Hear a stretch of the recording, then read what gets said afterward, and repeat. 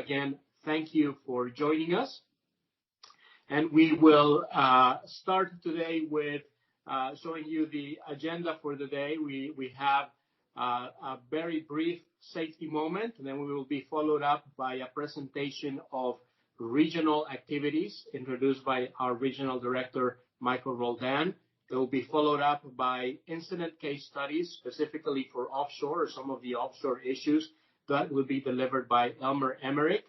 Then it will be followed by Tristan Marston, who will talk about the Preparedness Quick Guide, a tool that we have been using across the region in English and in Spanish, and he'll be talking about that.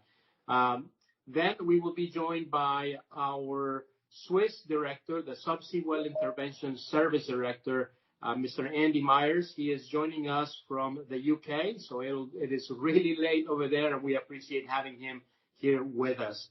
And then last, and just as important, we have Lucia Navarro. She will be addressing media management, which continues to grow as an area of interest amongst our membership in the region.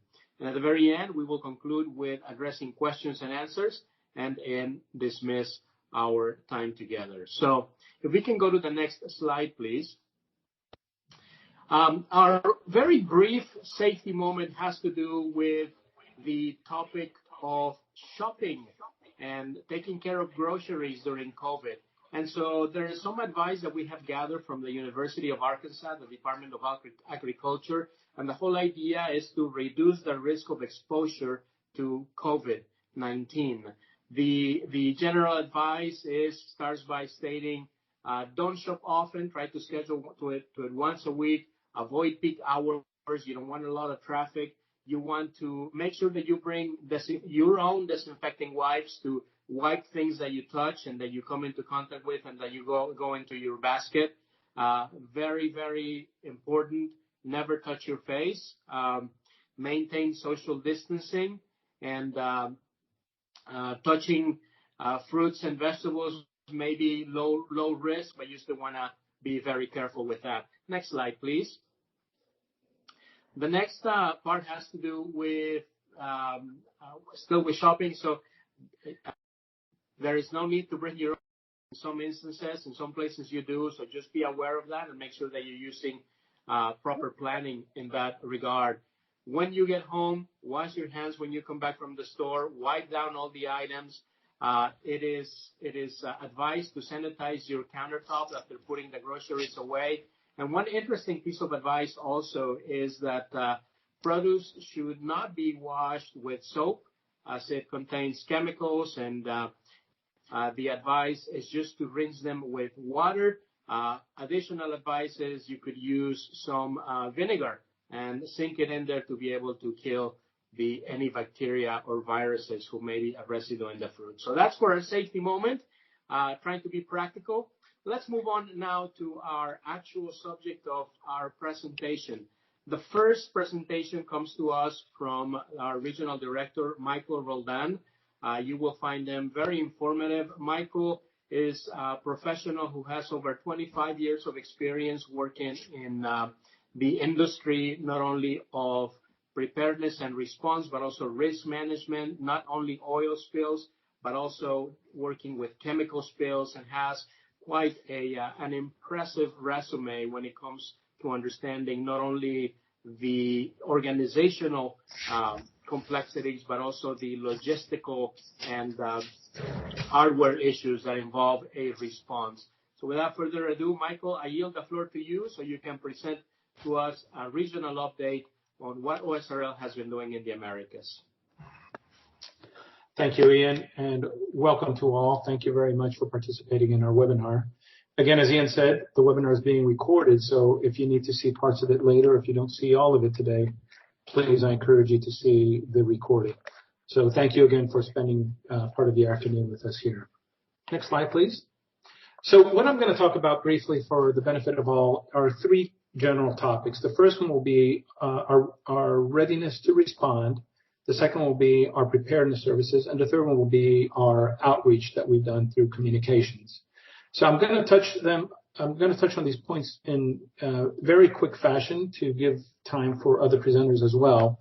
And if you have any questions following my presentation, please, as Ian said, include them in the chat or send them to any of us, any of our emails, and we will appropriately address them there as well. So the first slide that you see here talks about our response, and especially during this time of COVID, what have we done to maintain response ready? Well, in the way of logistics, we have taken proactive steps to identify those challenges for certain countries where you could have increased restrictions in personnel and diminished capability of air freight, be it belly freight or charter. So we have addressed some of those challenges or identified some of those challenges in country plans that are all available on our website. These country plans are focused on those areas and those countries where our members have more activity. In the way of virtual teams, we have demonstrated a capability to minimize our footprint, our actual physical footprint at our warehouses and bases. And so we are trying to minimize the exposure risk of having people come into contact with anybody else that may have COVID. So we've demonstrated that ability. We've exercised the ability to run virtually with a minimal footprint needed to do an actual physical response or movement of equipment. Also, we have compartmentalized our teams. In other words, we have segregated teams so that they're protected, one group from another. So in case one is contaminated, we don't infect all of our teams. So those are certain items that we've taken proactively. We also have come up with plans on how to maintain or how to do a proper response in these times of COVID in a actual physical field response, if you will. And we are taking a look at opening up our bases with several safety measures to make sure that as the bases are opened safely and as the conditions are appropriate to do so, that we maintain the utmost safety of our members, of our folks. And again, this is to provide the best services to our members and keep that response capability going. The second major point there about our global footprint, we have, as you know, a global presence, a long history of our experience in this field. And so we leverage that to make sure that, especially those services that we rely on to move people and cargo, are in place and ready to go. The last 2 points there, notification, mobilization, and the last point, the 5 for 5. I'll spend a little bit of time here. We're not going to click on any of the links or change the slide at this point, but I just want to briefly touch on them, and others will also highlight them, I'm sure, along the presentation. The first one being notification. As most of you know, we encourage an early and often notification. Anybody can notify us, and it can be for an actual spill that's occurring, or it can be for a potential spill, something that may be threatening to occur. We ask that you do not wait to notify us. Please notify us at the first moment. More information will come. We understand that. So if you can take time out without compromising any safety process to give us an early notification, we encourage that. Why? Because that helps us be better prepared to serve you in case it does come to a mobilization. It also exercises our systems. In other words, upon you notifying us, we're going to do a research on the oil that you have. We're going to do research on your plan. We're going to identify tactics, strategies, your logistics challenges, all that stuff beforehand.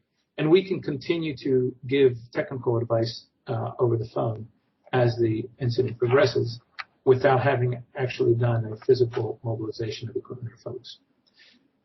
So the next point on the mobilization, on that one, once there is the determination that we need to be mobilized, we ask that that the mobilization form, and I'll show them shortly, that the mobilization form itself be filled out by what's known as listed in what we know as a call out in context. unauthorized mobilizer that is listed in our callouts and contacts. So every member has provided us a list. It's very important that that list be maintained.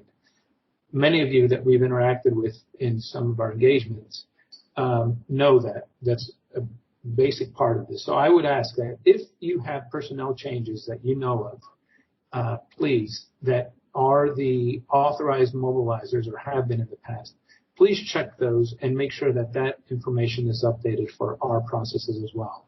The last thing we want to have is to slow down a process because of a paperwork change. There's no need for that. And so that's why we encourage close communication each time we can regarding the call-out and contact list. The last item there, the 5-for-5 technical assistance. As you know, Osrl has been providing at no cost to our membership the service known as 5-for-5. What is it? In general terms, it's 5 people for 5 days at no cost to you. It's a great benefit. You can assign those folks as you see fit. You can put them in a command post to do management, incident management, or you can send them out to the field to take care of a certain part of the beach, a certain field response, and so on. The point about the 5-for-5 is we have continued to offer it even during COVID. What may present itself is that there are certain countries that have very few flights going in and out. So in order to fulfill that 5-for-5 commitment that we have, we may need to find a charter flight. That's the only time where we can think of now that would say we may need to enter into a conversation and it may not be completely free. Until now, we have not met that challenge. We've not had to meet that challenge, let me put it that way. So we will, on best endeavor, still continue to offer the 5-for-5 technical assistance. Next slide, please. On the preparedness side, so what's important for you to know, a couple of points. We have demonstrated the capability of offering preparedness services virtually, remotely, and we have adapted to the needs of our members. My recollection is the last one that we've offered here in the Americas has been for operations in Mexico, where we actually designed them and delivered them in Spanish. So we're very flexible. We have the expertise by the professionals on our staff to be able to do that. I want to just jump to the second to last point. I'll let you read the other ones as I go along. But the second to last point, we are accredited by the Nautical Institute. Many of our courses are accredited currently by the Nautical Institute. We're looking constantly to accredit more, including those that will be delivered remotely or have been delivered remotely. The point, though, is what's important for you to know is that we meet that level of quality check. The Nautical Institute sanctions courses, IMO courses, at a certain quality. They have to meet a certain quality for them to be endorsed or sanctioned by Nautical Institute and accredited by Nautical Institute. So I want to just emphasize that point. Lastly, as the economy starts to open up, which we all hope will be sooner than later, we know, unfortunately, that the risk of something happening will increase, right? So we want to help you prepare for that. Make sure that your systems are ready as you face the increased number of transfers, increased volumes, re-engagement of projects, and so on. Please, whatever you can identify in the way of needing further response, further preparedness for a proper response, we are ready to provide that. Next slide, please. So on my next slide, I'll mention that we have been, as many of you know, communicating with the shareholder reps and primary point of contacts for our membership by providing weekly updates as to what we're doing. We hope that that is getting the widest distribution. If not, if you want to have them directly sent to you, that you are not receiving them through the contacts that we usually have, please give us one of your emails, and we will make sure that that happens. So let me, Lucia, if you could click on any of those links, and I'll walk through our information that's on our website.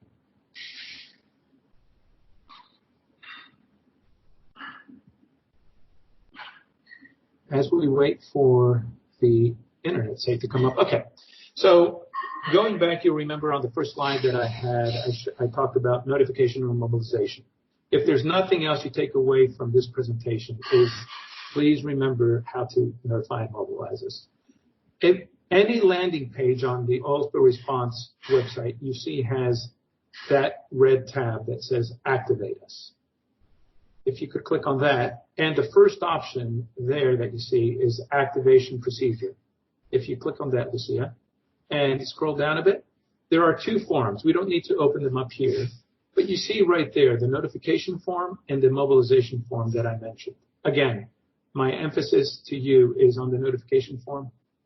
Don't delay it, please. As soon as you can, get that to us. All right? If we could go back up, Lucia. No, back to the website.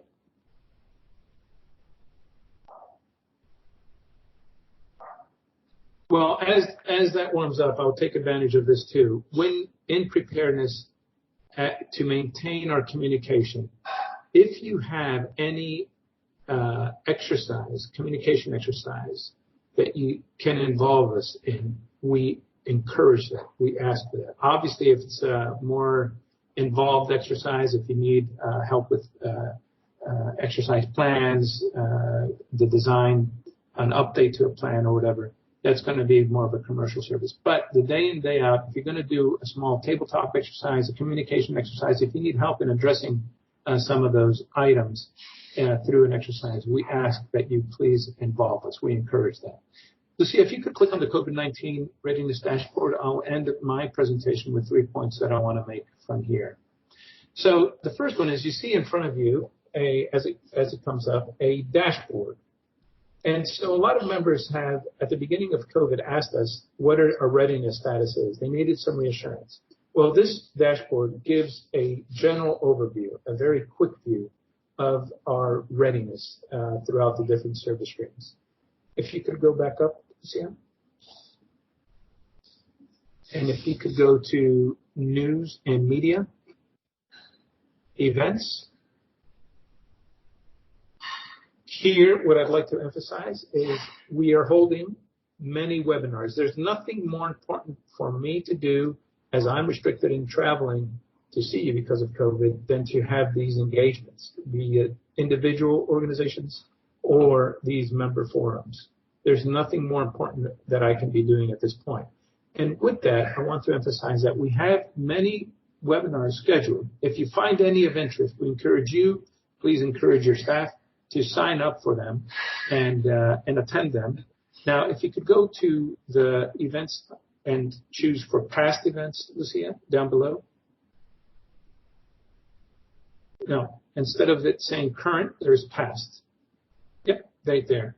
You will see there all of our past webinars. So if there's any that you find of interest, you're encouraged to see the recording there. Okay? And lastly, the point I want to mention, I'm not going to ask Lucia to bring it up, are the actual updates that we get that many of you have been getting on a weekly basis through email. And that just maintains the communication status of what we are doing, making you aware of all the activity that we're doing to make sure that our services are up to par for you. So with that, I'll end my presentation and glad to take any questions that are in the chat box. I'll let that for Ian to coordinate. Thank you very much.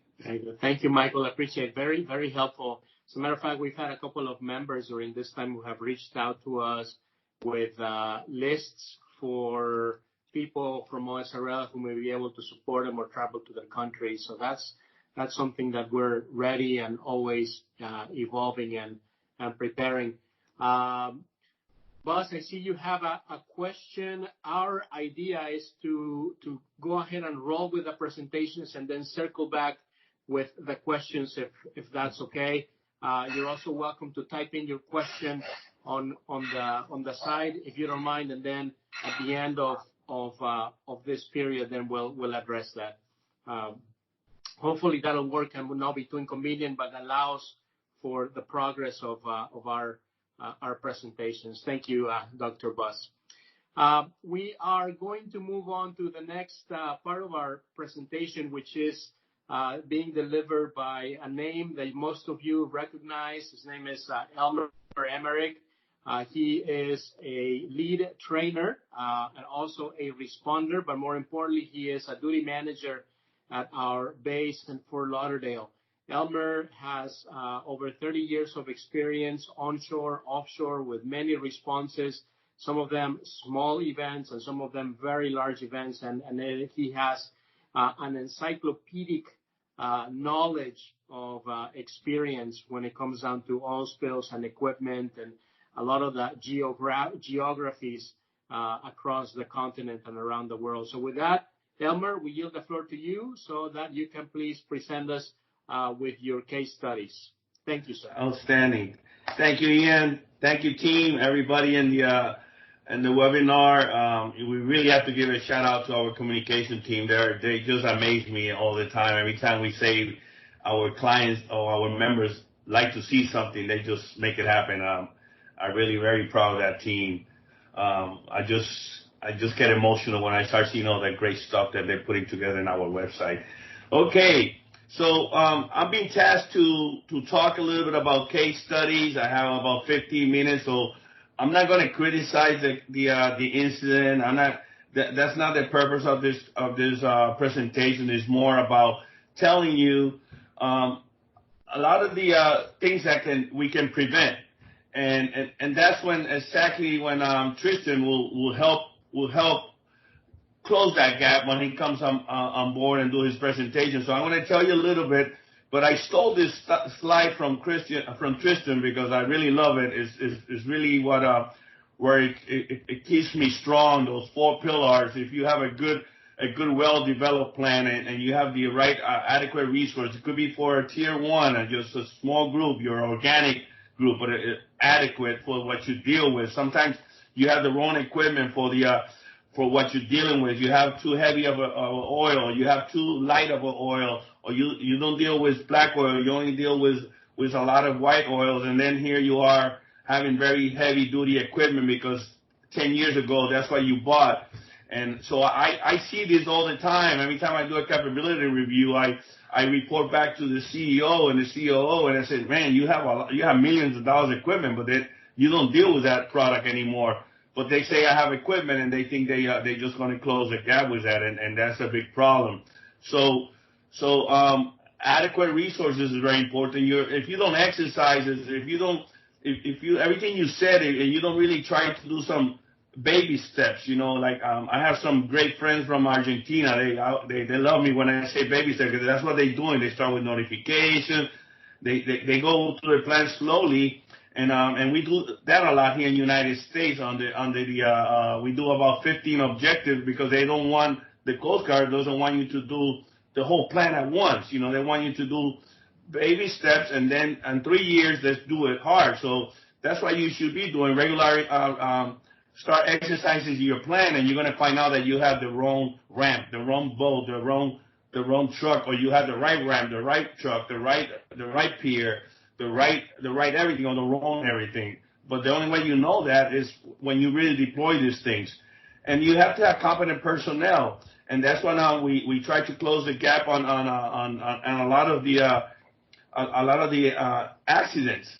A lot of people don't understand how bad an hydraulic hose is. They don't understand what a toolbox is. A lot of these responders, they come from the street or they come, they only have 3 responders at full time, and then they bring up 8 or 10 from the outside, or they rely on an Osra. And if you don't know what kind of safety culture they have, the only way you know that is when you do an exercise, you see the safety culture off the bat. And every time I go to all these countries, and I always do an exercise. I do a field exercise, even if it's something very, very simple, because I want to see that culture. And we have a very strong safety culture because we follow all the oil companies' steps on the safety. So that's why I like that, because if we miss one of those 4 pillars, we're going to be in trouble, and it's going to affect the efficiency and effectiveness of the spill. So I thank Tristan for that because he lives out of that slide, and I love it a lot. My next slide, please. The next slide is something I want to share with you.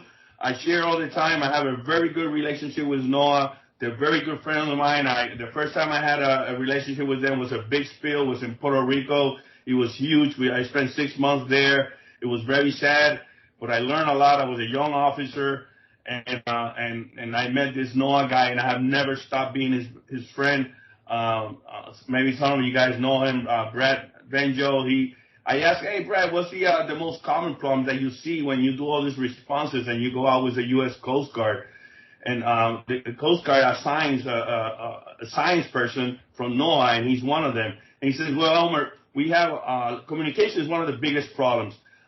If you don't have a good situational unit leader, or you don't have a good internal information, that creates a lot of problems. If you don't have a good external information, creates a lot of problems. You start creating a lot of damage control and credibility, and you spend too much time trying to prove them that you're on the right track, but you already started because you're not doing a good job in communication. So communication is critical, and all these three things are management, and it's crazy. I got a master's degree on business administration, and everything I learned was communication, and we still have communication issues everywhere I go. So communication is huge for the success of our response. The other one is the stovepiping. My God, the best thing I ever did was be the best friend of as an ops section chief of the planning section chief and logistics. Once we were like the buddies of the buddies forever, we were so successful because I would say something crazy, and logistics would say, oh, we cannot get that bulldozer for 3 days. You cannot deal with that for tomorrow. Awesome, great communication, good communication between the sections. Instead of just planning, which are the thinkers, please hug them. You have to love those planners. They're very sharp people. They're very good thinkers. And we are the doers. I consider myself a doer, even that I started at the Deepwater Horizon as a planner. But when I went to be a doer, I loved it because that's what I do.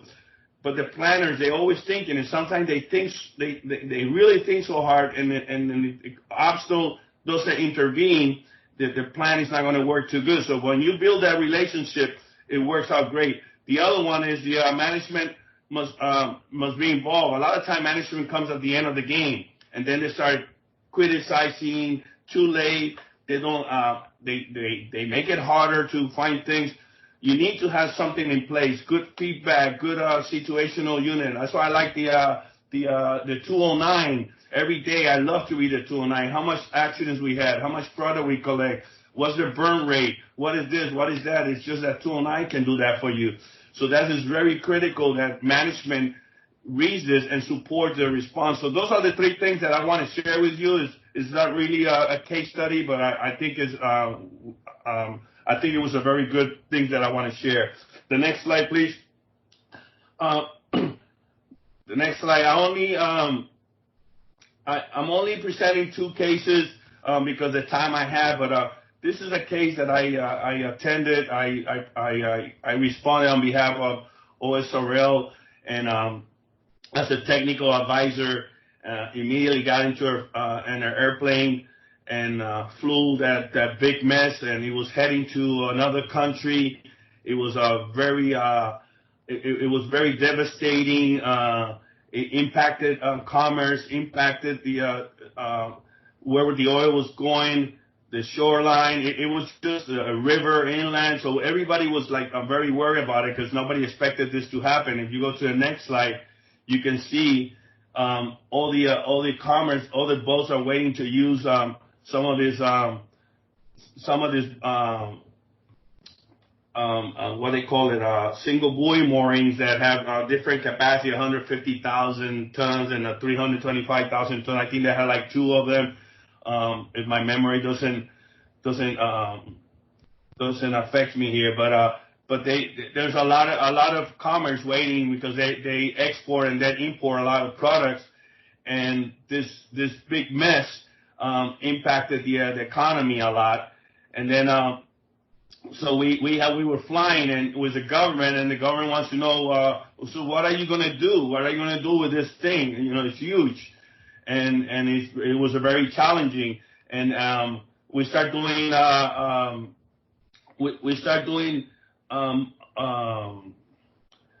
trajectories, modelings, and it was not talking to each other. What I seen and what I was getting from my office, they were not talking. It was not representing, and it's because the things there are very unique. So you can, I was using the boats more to help me at different hours. What the boat was doing was moving to the right, to the left. It was doing a 360. Okay, the current's coming this way. So I was using a lot of local knowledge. The fishermen, it just is crazy. So if you know that you're doing this every day, if you have a good prevention and a good readiness program in place, you have to think about all those things. We had a lot of weather issues, a lot of things. Then the next slide, you can see that we also impacted the fishing community. This is very challenging if you don't have a great relationship with them. It's just very challenging. We really went through a lot of conversation with the community, and because cleaning those boats, paying daily rate to them, the equipment that was damaged, all that kind of stuff is just that we could have prevented if we had good communication and stopped the. In the United States, they immediately put a safety zone on the areas, and we enforce the safety zone, and we put the U.S. Coast Guard to enforce it, that people don't hit the oil. So all those things that's why you have to build up strong relationship with your government. Always invite your government on your exercise. You have to invite your government on your exercise. Be transparent with them, build relationship. They trust you. They know you're doing your best. But if you don't involve them, and then they don't start trusting you, they make it hard on you. That's why the government is very critical in all your exercises. Don't worry, if you don't do good on your exercise, you're just going to do better and better. In peacetime, you can make all the mistakes you want. Who cares? Peacetime is awesome to practice. My next slide is going to show you that some of the product that we were chasing. If you go to the next slide, you can see the API, 631 barrels. In this slide, we start dispersing. A lot of people talk about dispersing. Ecuador has allowed dispersion, but you have to talk about it. You have to have permission. You have to plan. You have to have maybe pre-approvals, or there's a lot of communication on your planning side of the house. You cannot just do this in the moment, because your window of opportunity is so short that if you don't have that very good conversation on peacetime, you're going to have all these issues that delays the response. We use a lot of boats we did a lot of prop washing, and people don't understand what does that mean. Prop washing. What are you doing? What are you doing with the oil? You're hiding this oil. What are you doing? And then you have to use your NEVA, your SEMA. You have to use your signs on your favor. You have to use signs on your favor, and know that out of all the things in my toolbox, this is the best thing I can use, because if not, the consequences are huge. And then the government understand that, they respect that, they honor that. But you have to have, that's why that 5 and 5, all those things are very critical, that you have them in place immediately have in place. We do this for a living. Don't hesitate. We do this for a living. Call us. We help you on the phone. We want the best for you.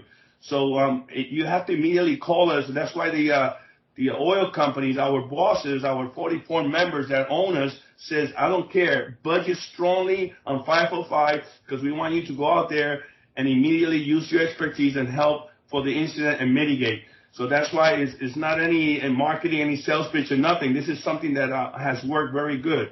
So that 505, keep in mind on it, and it takes you a long. The return on investment is huge. Okay, the next slide, I want to show you that a lot of people think that the hose don't fail. This hose had all the right specs, all the right company. We had a chance to study a lot of it, and it failed. And went through, had all the tests in place, everything, but the hoses failed. So we don't have a lot of single hull tankers anymore. We have a lot of double hull tankers under the Oil Pollution Act 1990, but we still have a lot of pipes that are on the water, they're on the surface. There's a lot of still opportunities that something can fail. So this is the next slide I want to show. Is it's not all about me. What I'm trying to show here is that we have a lot of issues with the range, the helicopter was not giving us a lot of endurance, so we couldn't go that far to continue looking at it. So that's when sometimes you have to use satellites, and we can also help you with that. So you need to know where that oil is going. You have to talk to your neighbors, and so the endurance of your type of helo that you need is very important. You can identify those things on peacetime. The picture on the right, we're talking about dispersion. How are we going to deal with the dispersion? And on the left, we're talking about all the birds and all the wildlife issues that we have to look. The media was being very difficult. So this is just want to show you that there's a lot of interesting things going on. The next slide is another case that unfortunately happened. It was an abandoned blowout, and you can see we're dealing with a product that we don't know. And we start immediately trying to see how we're going to attack this product. And the good thing is that we were there like a day after the incident, so that was pretty good compared with other incidents that I've been there after day 10.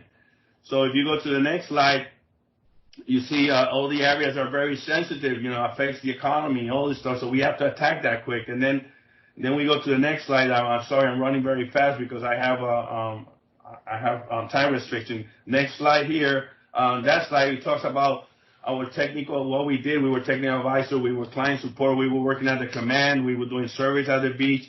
So those 5 on 5 will immediately start working on a waste management plan, wildlife plan, scatting your beaches. They can do overflight for you. They can calculate. They can have a very good representation. They can be there with you on difficult times, with the media, with the government.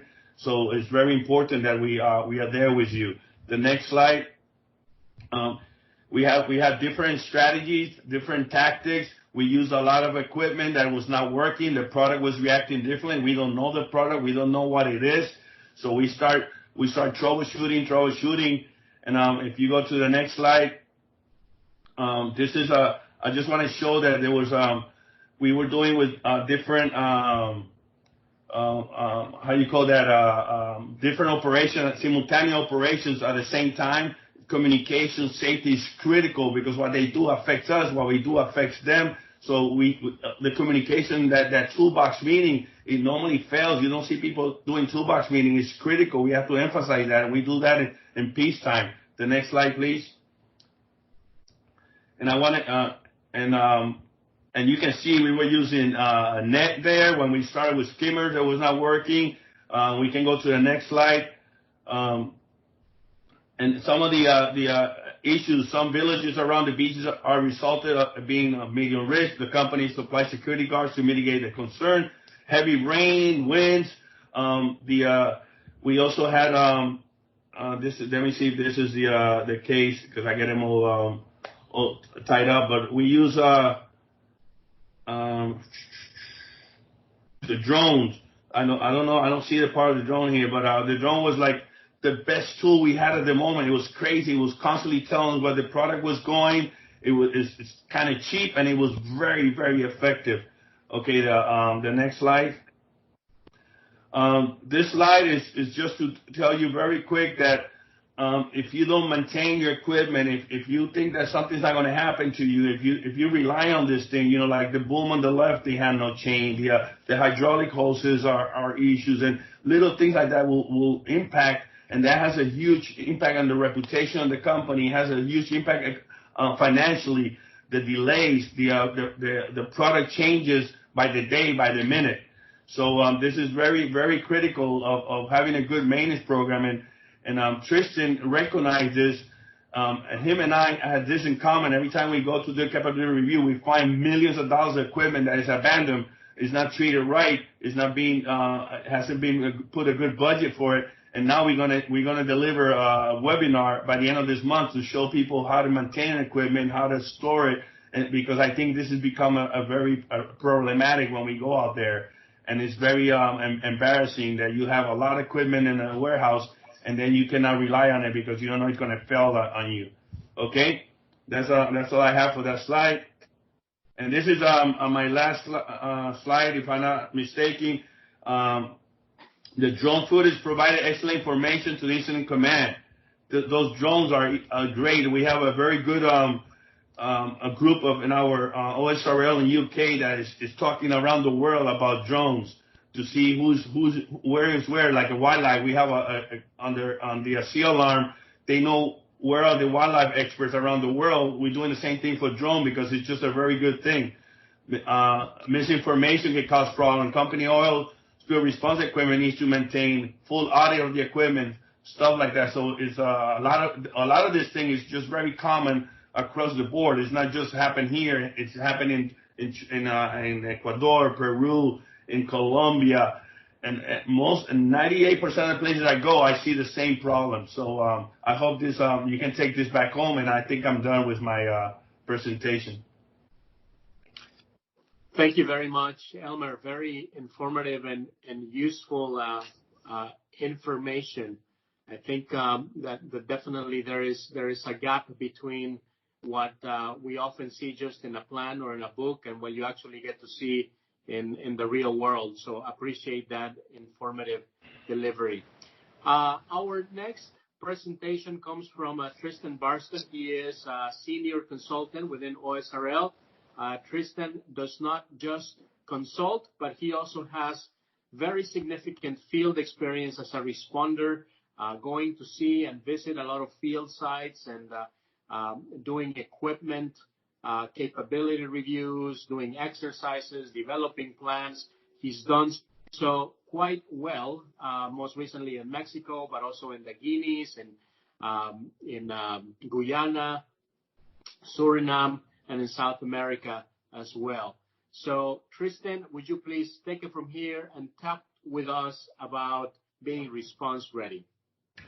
Thank you very much, Ian. Good afternoon, everyone. Can we go to the next slide, please, Lucia?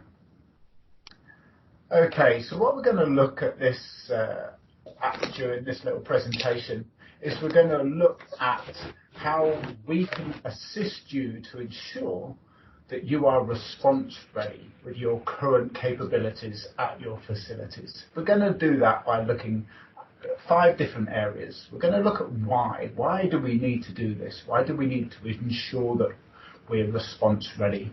We're going to look at the what and the where. So what resources are we going to be able to call upon? Where are they going to come from? How are they all going to work together towards achieving our goal? We're going to look at who's going to be involved, both the people that are in our organisation, but also external resources that we can call upon, and other key stakeholders. We're going to look at the when and the how, so what is available to us immediately, where things are going to come from, and how long are they going to take to get to our location, and how are they going to get there. And last but not least, we're going to revisit the why. We're going to ground truth. We're going to check that what we've got in place is actually going to work. Next slide, please, Lucia. So the first part of this is we need to take a snapshot of where we are now. And a very useful tool to do this is the Osrbl Ready Check. Now, you can go on our website. You can see the link at the top there. And this Ready Check is a very simple traffic light system, a green, amber, and red system that looks at your management, organisation, and the training or experience of the personnel within your emergency response team, your incident management team. It looks at the planning, so your emergency response plans, tactical plans, bridging documents if you have any of those. Next, the notification and mobilisation. As Elmer said, communication is key. So this section, the third section, looks at your ability to communicate. And last but not least, we look at the actual physical response itself, the practical actions that you're going to undertake. Like I said, we did a webinar about this previously. Feel free to go on our website and have a look. It was in Spanish. My colleague Adriana did the Spanish webinar, and I did the English webinar. So please feel free to go back and check to learn more about this Ready Check. Next slide, please. Okay, so now we're going to go into, we've got a snapshot. We know where we are. Now, how do we improve? Next slide. Thank you. Okay, so as we know, the world is currently going through some major changes. And because of this, we might have some major changes at our facility, or we might be operating in an area that we don't, or we haven't operated in before. So we need to do an oil spill risk assessment. And this really helps us identify, as the graphic says, our potential release scenarios. Where's the oil going to come from? To know our oil, what oil are we dealing with? Is it crude oil? Is it a refined product? We're going to look at where it can go, what could be impacted. And for that, we can use a variety of methods, a fate and trajectory modelling, not just for the surface of the water, although that's the more traditional and well-known one, but also for inland operations as well. What's in its way? The resources at risk. We very rarely in our everyday operations operate in isolation. Even with our drilling rigs out to sea, there are some other installations around us or environmentally sensitive sites, for example, coral reefs that could be impacted if we have an incident. And then lastly, we're going to look at the potential consequences. So what's the worst case that can happen if we do nothing? And once we have our risk assessment, we then know what we should plan for. What's the most likely case? What's our worst case? There's a number of really useful documents out there that you can use to carry out your Osrbl risk assessment. One of them is shown on the right there, an IPECA OGP guide, the Osrbl risk assessment and response planning for offshore installations. Now, this document will walk you through that risk assessment process. There's a link at the bottom there, and the links will be available after this webinar. Next slide, please, Lucia. Okay, so now we've done the why are we doing a risk assessment, why are we having to revisit our operational preparedness. Now we're going to look at the what and the when, the preparedness planning side. Next slide, please, Lucia. Okay, so now we're looking at the planning, the documentation, the notification and mobilization procedures that we have. So, do people know where to go to get this information? How are the plans developed? Are they going to be useful plans that are going to be used in an operational setting, or are they more regulatory driven, where we need to show them to the government regulators or other key stakeholders in order for them to give us approval to carry out whatever option, or whatever operation we need to do? But at the very least, we should have a contingency plan in place that shows how all the various groups are going to work together towards our common goal, which is to mitigate any negative impact from the oil spill. And again, there's some really useful guides out there. One of the key ones available to us has been developed by API, which is Preparedness of Response Plans for Oil Spills for Offshore Facilities. And again, the link's there. Next slide, please, Lucia. Now we're going to look at the who. And these are the people or personnel involved in our emergency response and incident management teams. Next slide, please, Lucia. A lot of the organisations that we work with use the incident command system or incident management system structures. Now, one of the great things about this is it gives us a robust organisational system with the key roles pre-identified. So that allows us to select the right people from our own organisations or from contractors or our support agencies who can go into those roles. As you can see by the graphic on the screen here, leading we have the incident commander. Now, typically the incident commander is from the responsible party or the organisation that's had the incident. But falling below them, there's key people, the public information officer, liaison officer, legal advisors, HSE officers and security officers, and then the operations, the planning, the logistics and the admin and finance sections. All these people can be pre-identified to make sure that they've got the right skills and the right experience. So if there is an incident, that they can support the incident commander in their decision making. One of the greatest things about the incident command and incident management system is its flexibility. So none of these roles are set in stone. You could go into an incident as an operations section chief, but as you learn more about the incident, as the incident increases or decreases in complexity, your role may change. It could be that as it decreases, you take the incident commander role. As it increases in complexity, you could find yourself in a different role. And that's what this system allows us to do. Next slide, please, Lucia. So the when and the how, the response resources, what are we going to call upon? Next slide, please, Lucia. Okay, if you remember nothing else from the webinar today, if you're listening to me drone on and thinking, my word, this guy's got a boring voice, please remember this slide. One of the most common questions we get asked at Osrbl Response is, I want to use a certain response strategy, typically chemical dispersants, in the event that I have an incident at sea. However, I'm concerned that the regulator, the government body, the Environmental Protection Agency won't let me do this. How do I convince them otherwise? Well, you do it by using science, just as Elmer said.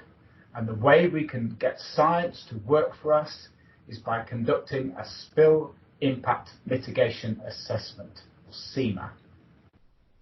Commonly, this tool is used during a response operation, but it's not just a response tool. We can use it for planning purposes as well. If you look at the 4 steps that are shown in the graphic on the left-hand side, the stage 1, evaluate the data. Now, we've done our risk assessment. We know the likelihood, what type of incident's going to happen, what type of product's going to be spilt, where it's going to come from. We can do the modelling, as it shows there. We can identify the resources at risk. And from that, we can do stage 2. We can predict the outcomes. So we know if we don't do anything, these are the likely impacts. Once we have those 2 sets of information, we can then move on to stage 3, the balance, the trade-offs. This is where we can discuss with the groups, with your response organisations like Osra Response, your environmental protection agencies, your government regulators, prior to anything happening. This is still in the discussion during an exercise or training. You're still in that phase. You can talk about the benefits of various types of response techniques. Now, chemical dispersants is a buzzword. It's a hot topic, but it's only one of the tools in our toolboxes. We have so many other tools to choose from. We want to make sure that what we're using is going to be the most effective for us. So we're going to balance the trade-offs between using one particular response technique over another. But also, please remember, it's very, very unlikely that we're just going to have one response technique used in the entirety of the response.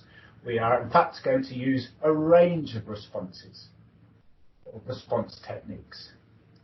So from that, we're going to select our best option. And one of the things that allows us to do is to get buy-in from our Environmental Protection Agency, from the regulators, where we can describe to them, this is why we want to use this. One of the 15 different response resources available to us. Next slide, please, Lucia. Okay, and last but not least, how are we going to check this? So everything that we've done so far, we could have done on a tabletop. So we're going to run exercises, drills, and training. And as it says there, communication is the key. Elmer's already mentioned this before. What we're going to do is we're going to try and get as many of our key stakeholders involved as possible. There's two really helpful documents, one from API, one from IPICA, and IOGP, that walk us through this process. In my experience, when the regulators come in, they don't expect a perfect response operation during a drill. They like to have something to focus on in the event that something happens. They know what to look for. And you never know. They might have experience from another operator, from another drill, that they can bring to the table. So get as many of your key stakeholders involved as possible. I believe that's my last slide. Do I have one more, Lucia? I do have one more. Look at that. Okay. Osrbl Response is here to support you throughout this operation. I know we can, at the moment, mainly do it remotely, but we have a number of self-assessment tools. Our Ready Check assessment that we talked about at the start, but also our capability review guides if you want to go in depth. We've got our drill and exercise support, either long-term over 3 years or short-term just for a single drill. We do a number of online and remote delivery training courses, either through IMS, ICS, or, as Michael mentioned, our accredited courses. We do our capability reviews. We look at your equipment. We look at your logistics. So how are you going to move resources from one location to the other? And how's that going to be managed? And last but not least, we can support or develop your contingency plans. We can support it through Osrbl modelling. We can carry out risk assessments, look at your environmental sensitivities, and also the wildlife response. Please remember, as it says at the bottom, you can get technical advice over the phone outside of a response, 24 hours a day, 7 days a week. We are here to support you. And thank you very much. Thank you, Tristan. Very informative, and hopefully some of these tools you may be able to take and implement and utilize them. The purpose, again, is not necessarily to sell you stuff today. The purpose is just to make you aware of some of these things that Osrbl has been working with that may be useful to you as well. Thank you again, Tristan. On to our next presentation. Our next presenter is Mr. Andy Myers. He is the Director of the Subsea Well Intervention Services of Osrbl. Andy is not just a handsome face. Andy has over 20 years of engineering, construction, commissioning, management in the offshore. He comes to Osrbl via the industry. He started as a secondment from ConocoPhillips, and eventually we managed to convince him to stick around for a little longer and lead in this very important program that has been so well implemented around the world and continuing to make improvements. So without any further ado, Andy, I yield the floor to you, and would you please give us your presentation of the Subsea services, sir? Thanks for the introduction, Ian. Lucia, next slide, thanks. Obviously, a key consideration when planning for a subsea well source control incident is to ensure access to the appropriate equipment. The Swiss services or supplementary services to the SLA, the standard surface response side of things with Osrbl, has history from the IOGP and the Global Industry Response Group post Macondo and Montara incidents. So we have a stockpile of equipment that was developed from the Subsea Well Response Project, which was funded by 9 major oil companies at that time. And it was delivered in 3 phases to us. There are capping stacks and subsea incident response toolkits, which are grouped together as one supplementary service. Then the containment system, and then followed by the offset installation equipment, which had an inception date of 2018.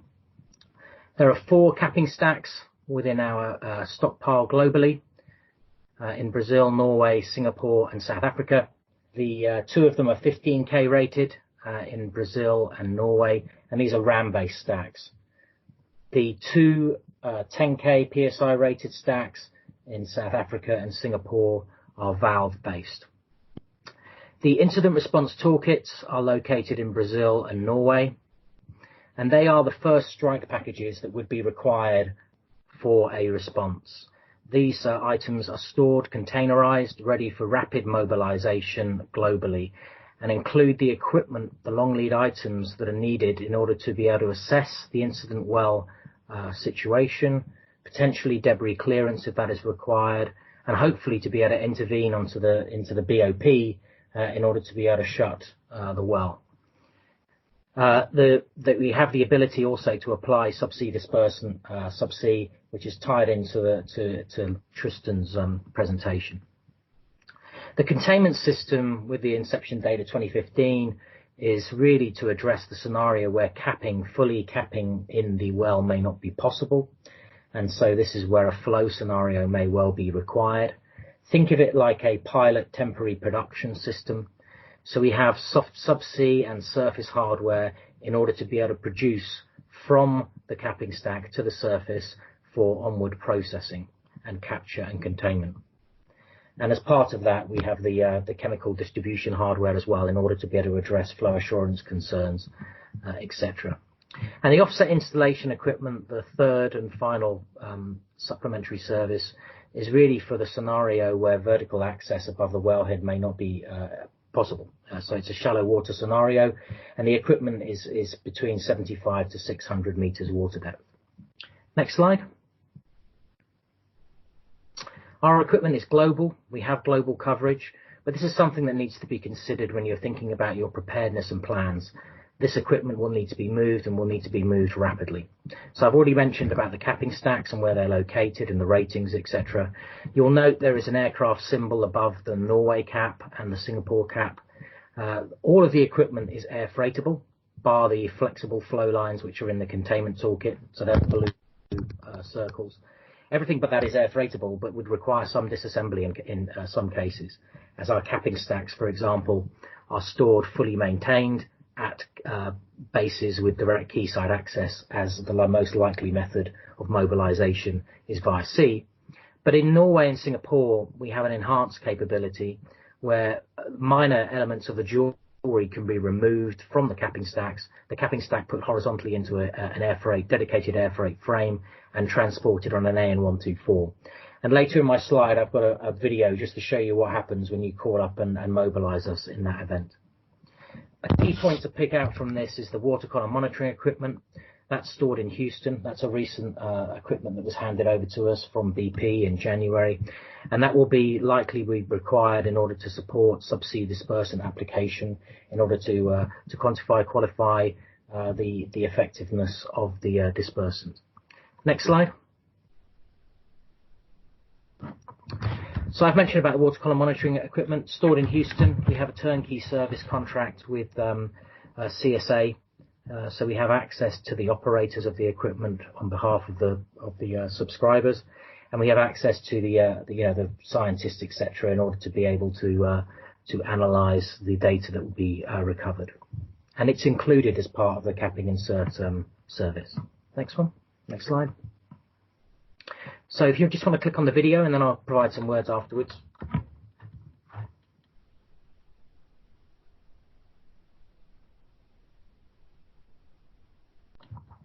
I can't hear any sound, so I'll talk over it. But in essence, you can see that the capping stack is being mobilized from our facility in Norway.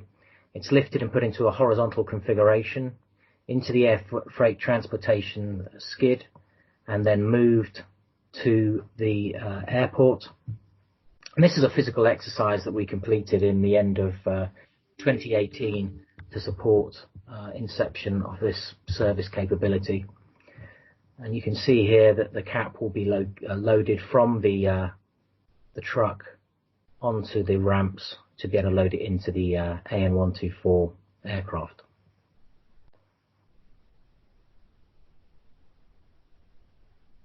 I'll press the next slide, Lucia. Thanks.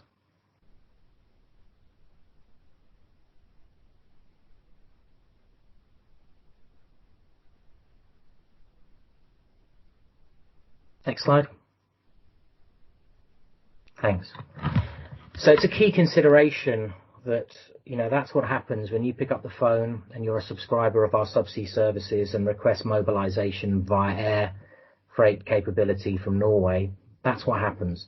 So think about the logistics, the planning that's required at the destination. Are you going to be able to handle the equipment? Are you going to be able to unload it at your destination? And are you going to be able to get it from the airport to the quayside? Do you have the vessels available to be able to install it? So key considerations with regards to logistics. A little bit more about the overview of the containment toolkit. So the premise of this is basically a system to handle 100,000 barrels of oil a day. That's split between the three legs. So you can see here the subsea legs. There's three yellow legs there where we have all the subsea hardware from the capping stack to the riser base. And you can see the purple lines are the chemical distribution hardware in order to be able to address any flow assurance issues, etc. Clearly, we don't have everything within. We don't have the surface vessels, for example, on long-term charter, but the system is designed to maximize use of existing equipment, existing vessels, and industry capability. We also have some of the topsides equipment in order to be able to process and offload, for example, the marine offloading hoses. Clearly, this is quite a complex situation and is for the situation where you cannot cap, but it's something to bear in mind with regards to planning, preparedness, because you're getting into the subsea execution world here, away from just drilling and intervention in that respect. Next slide. Offset installation equipment. So as I said, this is for the scenario where you have shallow water, 75 to 600 meters. This equipment was designed for the scenario where you can't get vertical access and to be able to operate from a safe offset distance, so 500 meters radius from the incident well, a kilometer across, to ensure that people and assets are out of that unsafe area. So you've got the safety exclusion zone. The equipment, the main component is the carrier, as you can see there on the left. This has the capability of being able to lift subsea up to approximately 150 tons. That's a good safety factor above the actual weights of the caps, which, dependent on configuration, are circa 100 tons. It can also articulate the capping stack within the main frame, so it can accommodate wellhead misalignment up to 15 degrees, and has a cardan joint which can also stroke down to 1.5 meters, which includes a soft landing capability, and it's been designed for gas and oil wells. Next slide. If you want to go again, Lucia, thanks. One of the key things that we hold is a library of documentation. This is available to our subscribers to help support planning, but also the operation and deployment of the equipment. The good documentation was all delivered from the industry, joint industry project, and is housed within our library. This documentation was in part the main basis for the development of the IOGP key documentation, which is 594 and 592 for planning for a subsea source controlled emergency response. They are key documents. If you haven't got access to those, I recommend reading them. They're free and available on the IOGP website. So 594, 592. 594 is related specifically to the planning requirements, which of course we can help support through the service. And 592 is related to the response time modelling in order to be able to develop a comprehensive response plan and to understand the critical path for a subsea well response. Next slide. Another tool that's available, it's not just for in a response, it's for planning, but we have developed a tool with Clarksons, who are the largest vessel broker in the world, and it's a tool which allows you to be able to track, to monitor, and potentially select the appropriate vessels to support your subsea well response. So this is a live portal. It uses AIS data to be able to track vessels, and we have introduced the terms of reference for 28 source control plans or missions where the vessel specification has been selected. So you can therefore pull up a chart, look at the available vessels within your region, and be able to select that appropriate vessel for those missions. It also has a good capability of being able to start to support response time modelling. Through the AIS data, it has the ability to track vessel speeds, average those speeds. And so you can select on a vessel, select back to one of our facilities where our equipment is stored, and start developing, response time from its current position to our facilities. You can introduce a mob-demob time to be able to get the equipment onto that vessel, and then sailing durations from that location to the incident well location. So a very powerful tool. This has been very well appreciated by our key stakeholders. And another aspect that when you think about planning for a subsea well response will be critical in order to be able to address the critical path. Next slide. It's recognised that no one company can provide everything. We have a fixed remit, as do other providers. So one thing that we are helping to facilitate is the Global Subsea Response Network. Currently, we have 11 active participants as part of that. And you can see that we have access to source control expertise, the OEMs of the equipment, for example, Trendsetter are the OEM of the capping stacks, good access to EPC, engineering, procurement, construction capabilities with the likes of Saipem, Wood, engineering, Genesis. In Ocean, they are a surface, so for floating facilities, engineering company. And then C, which is the Clarkson's portal, and CSA for the science side of things. So something we're growing, something we're facilitating, something we plan to roll out regionally in order to be able to support our subscribers in their planning needs. We can work directly with these people to support the planning side, the preparedness side of things, exercises, training, all that. And in the event of a response, the framework is available for these contractors to be able to support the well incident owner. Next slide. And last but not least, thinking about people. People will be a real challenge, particularly for a sustained response. So what we have developed within our group is a mutual aid framework agreement where subscribers are able to request secondees and access to expertise from other participants. And to be clear, this is all of our finding lenders currently, so 9 of the major oil companies, and plus some other subscribers. So a very powerful tool and unique really, because we are an industry funded consortium. We can offer this type of mutual aid agreement. So just some areas for me on the subsea side of things to consider with response planning, and we're here to help people. Please reach out to us. And over to the next person. Thanks for your time. Thank you, Andy, very much. Very good presentation. I see that there's already 3 questions that have been raised in relation to that, a couple of them for you, and then one that will be oriented for Michael and Elmer. Also, somebody was asking if we are going to upload these presentations and make them available. Yes, they will be available online on our website. As Michael was outlining at the beginning of the presentation, you'll find them under events, and then you'll find links to each of these presentations and recording of these videos. Again, thank you very much. I'm going to yield the floor now to Lucia Navarro. She is somebody that many of you have been talking with as you are making plans for preparedness for your various areas of the world. Lucia is a very well and seasoned newscaster and has a lot of experience with managing media. She herself has worked for CNN and various other agencies and companies here in the U.S. and in Mexico, working and managing media. She has managed several crisis communications events, including one that happened last year in Houston. So she has quite a bit of experience in managing these media issues. And so without further ado, she will now be presenting on how to work with media during a crisis, a topic that more and more is becoming interesting during this time, day and age in our industry. So with that, Lucia, would you please deliver us your presentation? Thank you, Ian, for your kind introduction. I would like to begin talking about what is crisis communication management.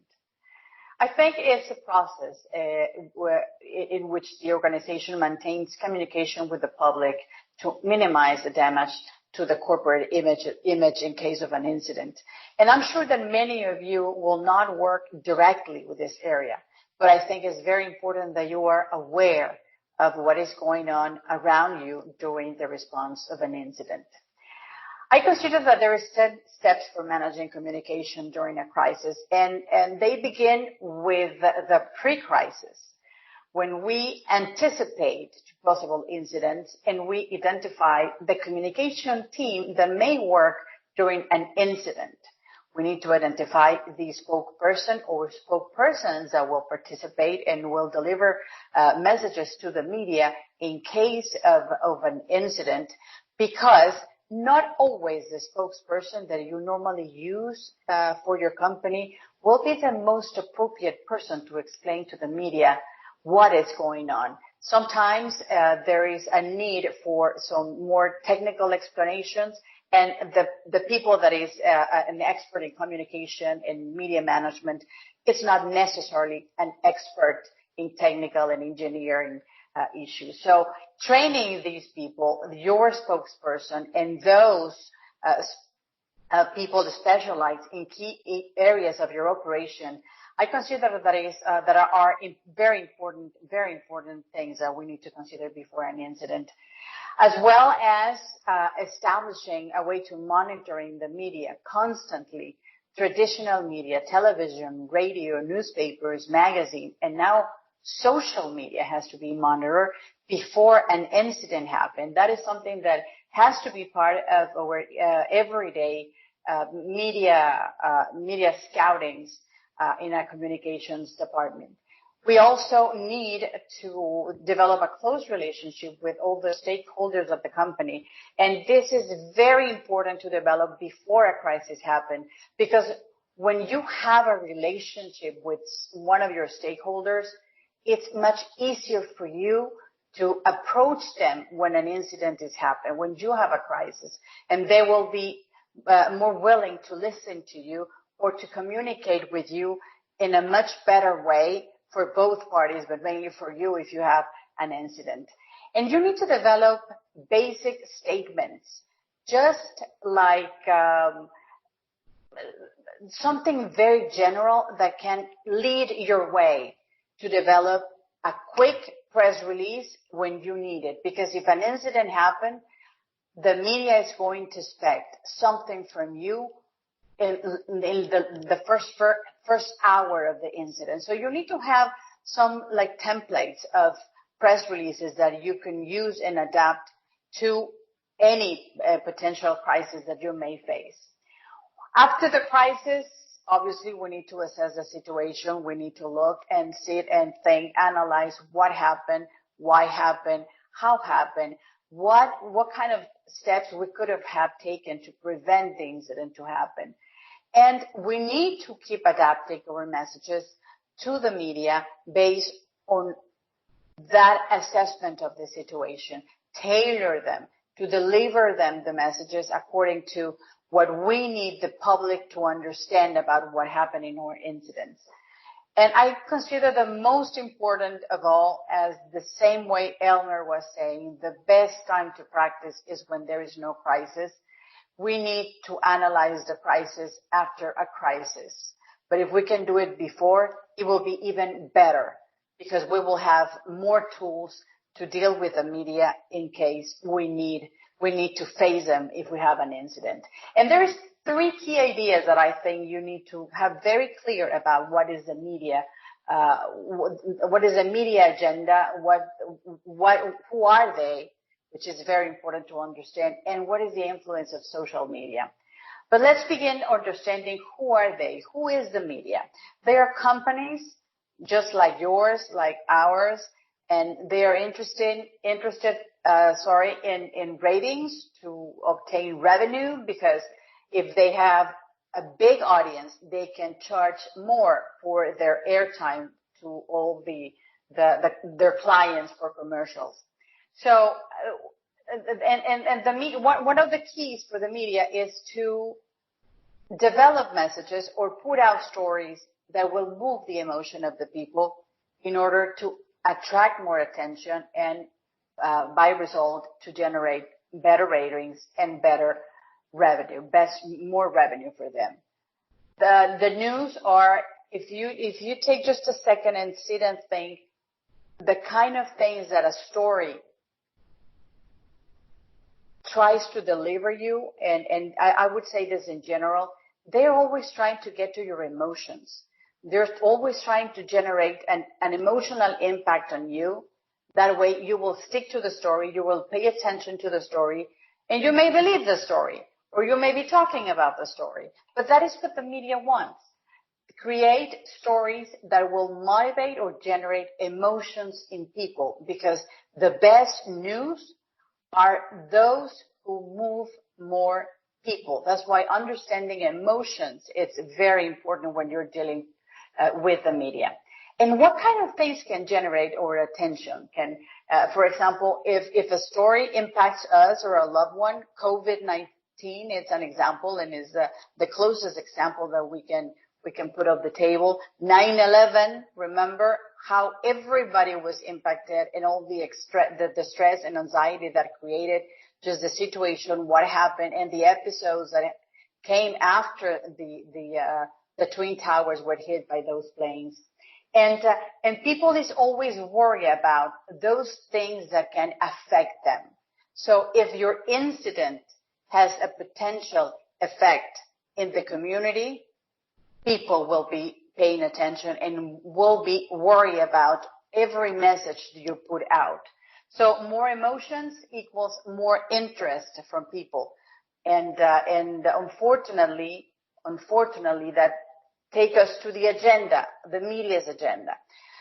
Normally, if media will try to find sensational angles, playing the blame game, who is guilty, you did it, no, you did it, you are the villain, I am the hero because I am trying to help and I'm trying to support this community. Well, your product spilled in the ocean and is killing a lot of fish and is impacting the water and all that.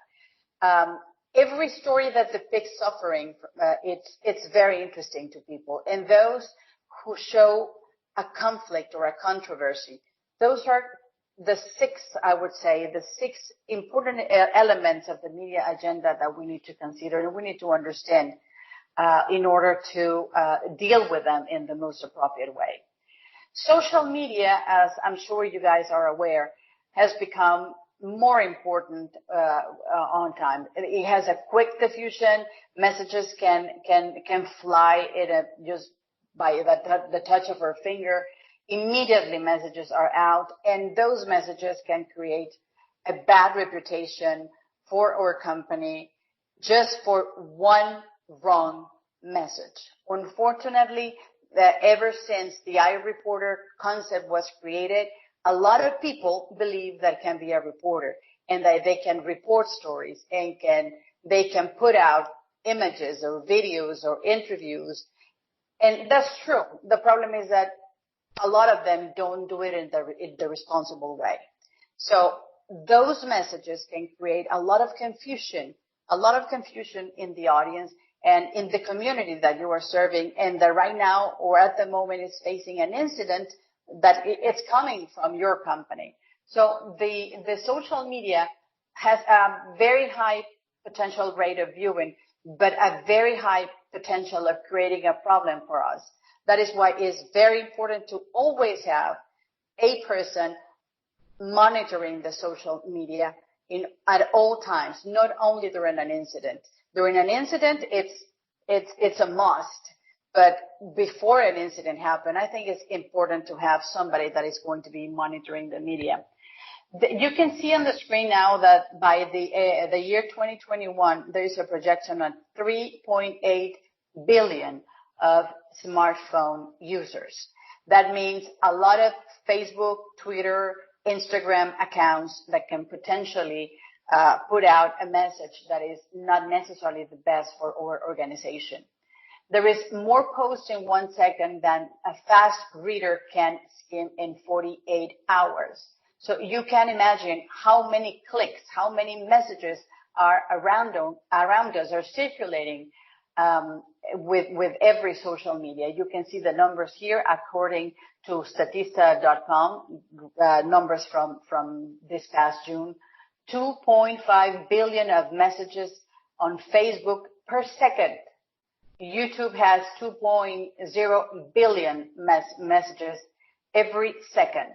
So you can imagine the amount of information that is out there. And if it's not monitored, it can create a lot of problems for us. I think it is very important to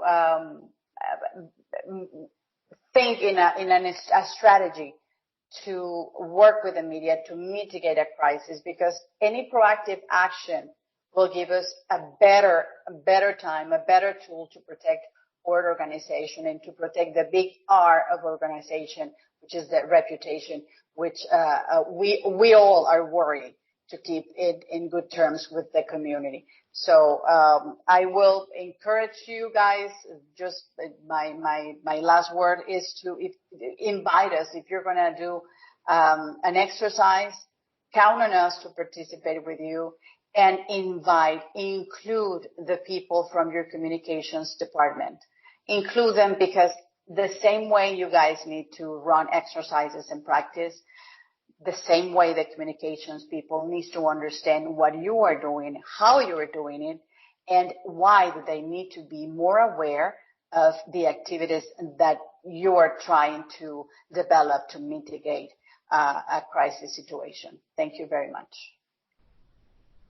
Thank you, Lucia. Very useful. Sometimes crisis communications is an afterthought, and that's where the battle can happen. And just as Elmer was outlining earlier in the presentation, the battle happens at so many levels that it is important to think about this holistically.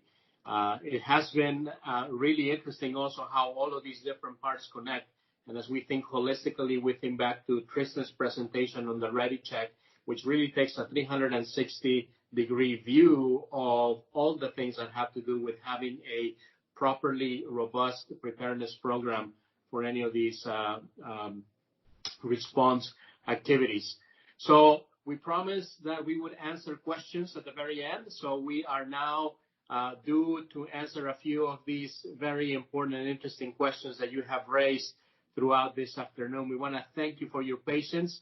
The first question came earlier from Buzz Martin. He was asking if it is possible to see Osrbl's country plans.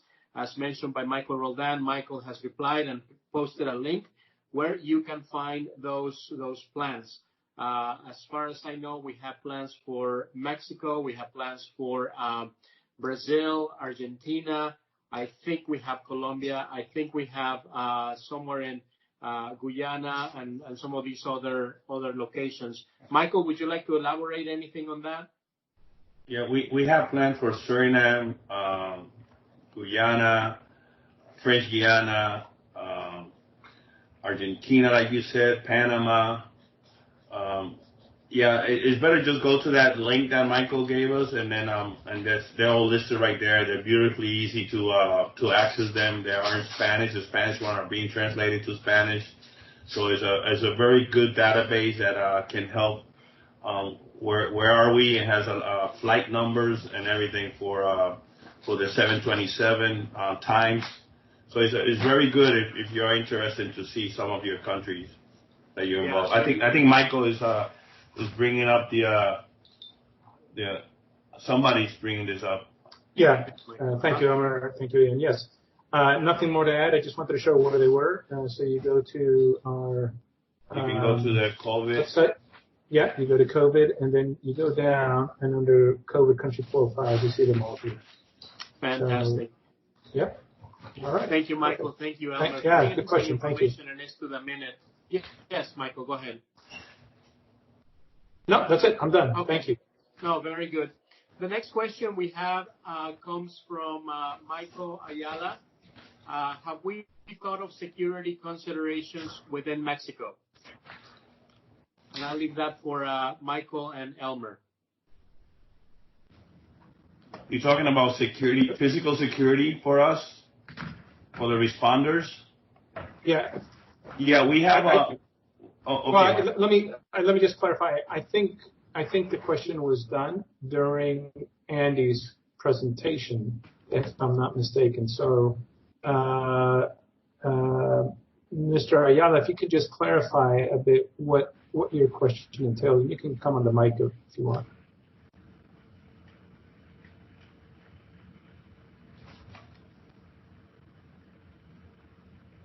Once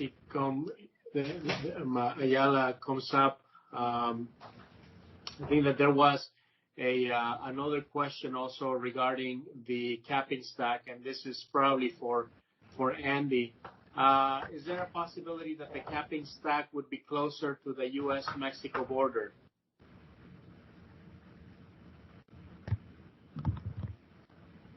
I'm not quite clear on the question, but the reality is that we have the fixed locations of our bases, and we have the ability to be able to mobilize that equipment. To be clear, our Swiss services are not for U.S. waters. There is equipment which is specified to be ring-fenced to U.S. waters. But other than that, there is no issue. We are response ready. We have our bases and we have the ability. So, for example, if you're looking at the premise of plans for Mexico or other places, there's the ability to, the key consideration really is to look at the availability of vessels, because that is likely to be on your critical path. So sailing from Brazil or flying in from Norway and picking up a vessel in somewhere like US Gulf of Mexico. So it's just some considerations. But to be clear, our services are not for US waters. Correct. And I think this has to do with Gulf of Mexico and quite possibly addressing mostly response in Mexican waters. And perhaps this is a good moment to talk a little bit about some of those logistics plans that you guys develop, Andy.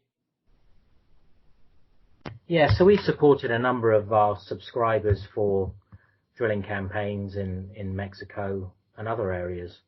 As I say, from hopefully what I would really wanted people to get from my slides and the presentation is, this is there's a heavy logistical component to this, and being prepared from not just the equipment aspects, but the in-country resources that you will need, and also the personnel that you will need, and the access to the framework of contractors that you will need will be critical. And we have the ability to help. So please, reach out for support as necessary.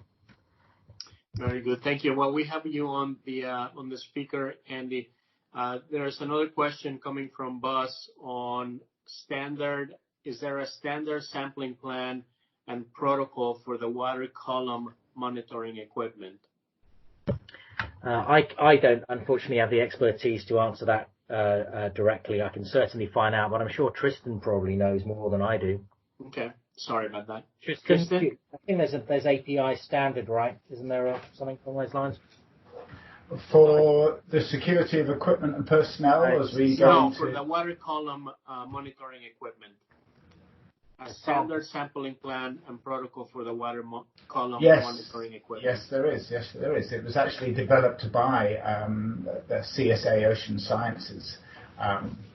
They were very, very instrumental in the design and the development of this equipment.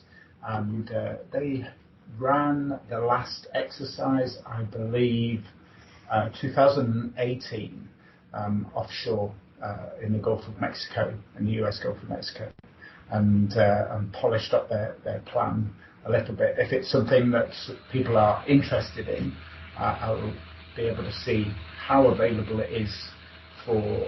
I know it's available for people that have signed up for the service. That's not a problem at all. I'm just not sure how available it is for people outside of the service. Okay, very good. Ian, I misunderstood the question maybe a little bit, because we also, if there's dispersion on the surface, we also use the fluorometry system, and we kind of follow the same concept of SMART. We kind of monitor visual. We have the equipment to find out if the dispersion is being effective. We have the right formula in place. So we also have a very intensive monitor program for dispersion on the surface. So that's why I kind of answered that, thinking that it was for us. Thank you, Elmer. And that question came from Buzz Martin. Buzz, are we answering your question, or is there something more explanation that you'd like from us?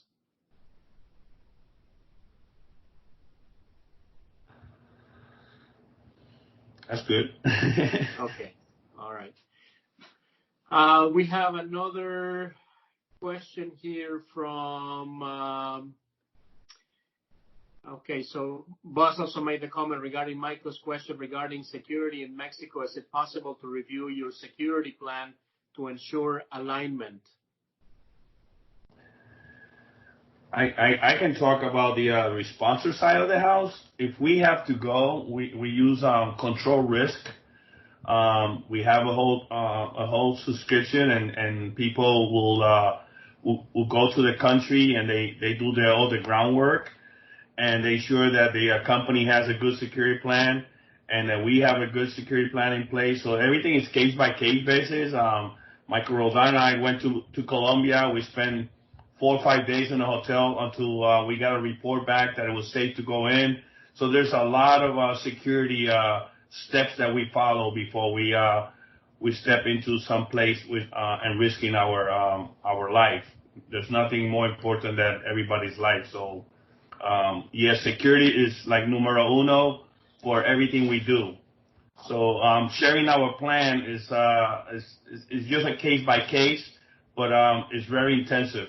We don't go. We have different colors, and it has to be approved by. Let's say if it's red, it has to go all the way up to our CEO, and if it goes to amber, it's different colors, different levels of approval. So security is very intensive for us in any country, Africa, South America. It doesn't matter where we go. We can go right there to Puerto Rico, and we have to have a security plan in place. Okay. Another question that was raised by Mr. Ayala is, in Mexico, knowing the community and the consideration of the important factors you mentioned, if we have an oil spill, regardless of the amount, what should be our approach to ensure everyone is aware of any dangers, knowing perhaps that potentially the danger will not hit the shore? Is it local, state, or federal?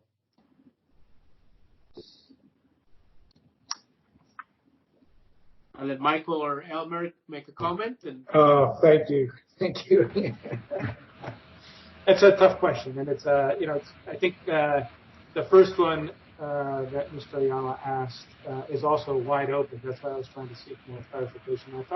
I thought it focused on moving Swiss equipment in and out of Mexico waters, but I'll take a stab at this one. So I think what's most important, obviously, if there's a safety concern, is to get that out with your communications team and in coordination with whatever government agency you're trying to harmonize your messaging. That is very, very important. Again, if there is a safety concern, that's utmost important. Eventually, it will come out. So you might as well be the one setting the pace of that, because eventually stuff is going to come out if it's a security or safety issue. Number two, I would say, is that you want to get ahead of this. And I'm not as experienced in public affairs as Lucia would be, but my experience in any of these incidents is the way you get ahead of it is you manage expectations. I don't want to dismiss the significance of certain things, but I'll give you an example. I can